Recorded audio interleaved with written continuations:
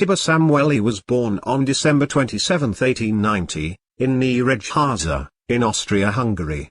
He was the oldest son of 5 children from a Jewish family.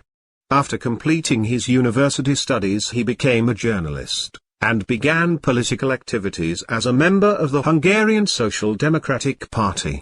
He was drafted into the Austro-Hungarian army at the start of World War I. In 1915, he was captured by the Russian Empire. After the Bolsheviks began the October Revolution in 1917, he was released, and by then had become interested in communism. In Moscow, he organized a communist group together with future Hungarian Soviet leader Béla Kun among Hungarian prisoners of war. Many of them joined the Soviet Red Army and fought in the Russian Civil War.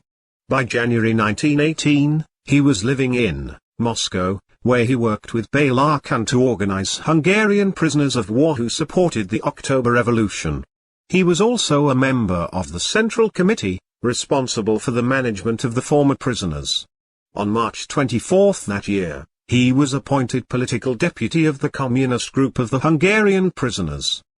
Between April 14 and 18, during the sessions, he participated in the meeting of the deputies. From April 3, 1918, he published a communist newspaper, Socialist Revolution, with Kun. Many Hungarian prisoners refused to join the Russian Red Guard, despite his efforts, even leading to some Hungarian officers being as a result. Szamuely later went to Germany, and in December 1918 participated in the formation of the Spartacist League, alongside Karl Liebknecht and Rosa Luxemburg. He returned to Budapest on January 3, 1919, and became a member of the Central Committee of the Hungarian Communist Party and joined the editing of the Red Paper. On February 20, he went into exile but continued his activities in the exiled Central Committee, participating in the organization in the party's paramilitary.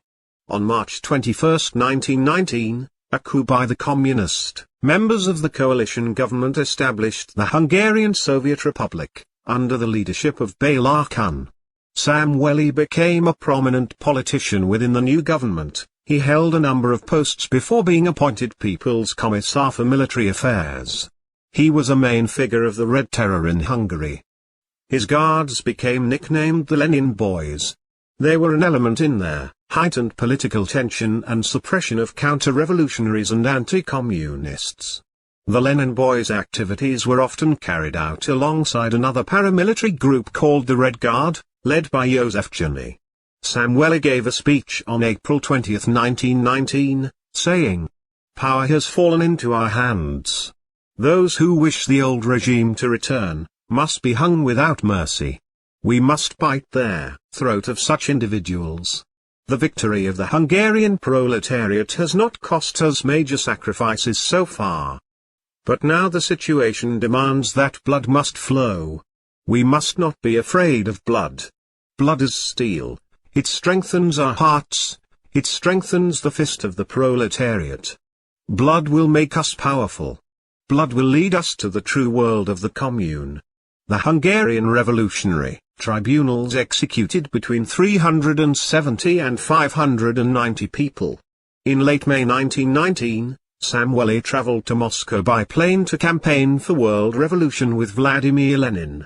As he progressed with the revolutionary tribunals, Kun became uneasy around him, and feared that he was gaining more power than the government. The Social Democrats, who were also members of the Revolutionary Governing Council, pushed for keeping both Szamuely and József György in check. The People's Commissar of Military Affairs, Vilmos Baum, ordered the dissolution of the paramilitaries and tribunals at the end of April 1919. Szamuely continued the tribunal's activities throughout May. He planned to assassinate Baum, but by August 1919, the Hungarian Soviet Republic had collapsed after the Hungarian-Romanian War, and Szamuely was forced into exile.